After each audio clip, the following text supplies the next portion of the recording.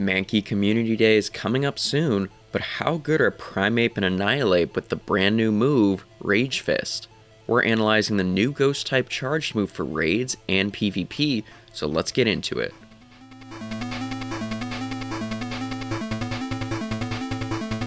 Welcome back everyone. Mankey arrives as our last community day of the year this Sunday, and for the featured attack, we'll have the line's signature move from Scarlet and Violet, Rage Fist. And that's right, both Primeape and Annihilape will be getting this exclusive attack, so we'll be analyzing both.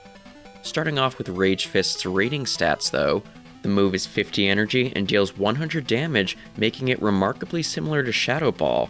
In fact, both have virtually the same cooldown, both having the same duration of 3 seconds, but Shadow Ball hits just a little bit sooner than Rage Fist, but both are essentially the same move. The bad news though is that Annihilape doesn't have a Ghost Fast move. Without that, it's certainly at a disadvantage as a Ghost attacker in raids. However, now that we have access to Shadow Mankey, it does have a little bit of use in raids.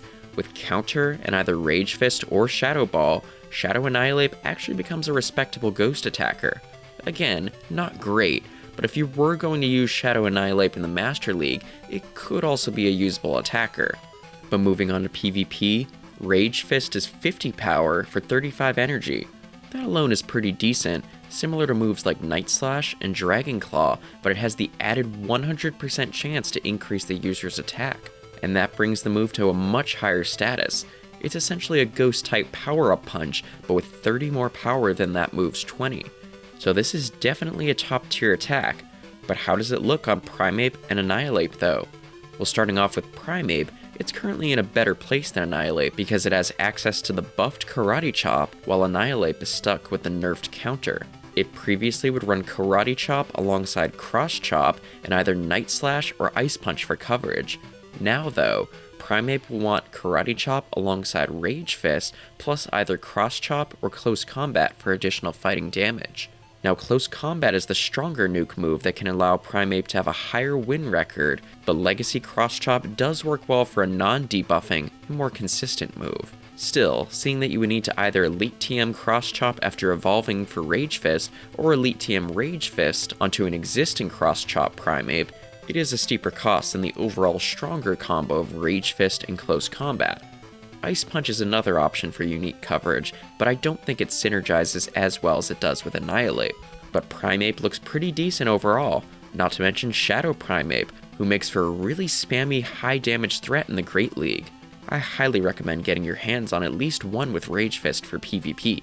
But moving on to its ghostly evolution, Annihilape was a key player in the Go Battle League since its release early this year, only to be taken down a notch with the nerf to counter. Rage Fist aims to bring Annihilape back into action though, although perhaps in a more healthy way. While the new move is top tier, its pacing is still slower with counter having less energy gain. As such, it won't be getting to the move as quickly as it once did with the unnerfed counter and Night Slash, and of course the more expensive moves like Shadow Ball and Close Combat remain slower paced. But Annihilape still looks great with Rage Fist, make no mistake. Ghost and Fighting is obviously a really strong combo, and unlike the old Annihilape, it can unleash Ghost damage much quicker with Rage Fist than it did previously with Shadow Ball. Plus, the attack boost of Rage Fist also synergizes really well with the power-centric counter. What will Annihilape's new best moveset be going forward though? Previously, it would run either Night Slash or Ice Punch alongside Shadow Ball. Now, I'd say 3 key movesets it could run would be Rage Fist alongside either Shadow Ball, Close Combat, or Ice Punch. Shadow Ball doesn't really offer any additional coverage alongside Rage Fist, but it does act as a strong nuke move that can finish off a lot of Pokémon when Rage Fist couldn't. It can give advantages against Pokémon like Toxapex, Tentacruel, Charjabug, and even Azumarill sometimes. Close Combat provides the same power as Shadow Ball, just cheaper, but also with a debuff, giving it more play into normal and dark types. And Ice Punch sacrifices the closing power of previous moves for a cheaper move and more varied coverage. But this isn't really the move I'd recommend, as the closing power of the other moves is just too good to pass up. In some limited formats though, it could be beneficial. And that's not to mention Shadow Annihilape, who really takes advantage of counter's power and the attack buffs through Rage Fist. But it also can't take hits nearly as well as the non-Shadow variant. Still, I'd absolutely evolve your shadows that have frustration TM'd away. So, is this move worth it? Absolutely. With Primeape's spamminess and Annihilape's higher bulk and superior typing, these two will really take advantage of Rage Fist's OP nature. But down in the comments below, let us know what your thoughts on the final calm day of the year are. While this community day may be a letdown with it being a really common Pokemon who's had its shiny released for years, I do think the viability of Rage Fist brings it up a lot. If you like this video though, be sure to give it a thumbs up and subscribe so you don't miss our upcoming videos. Next month, we'll be reviewing all of this year's calm days, and we'll also be making our yearly calm day prediction video for 2025, so stay tuned for those.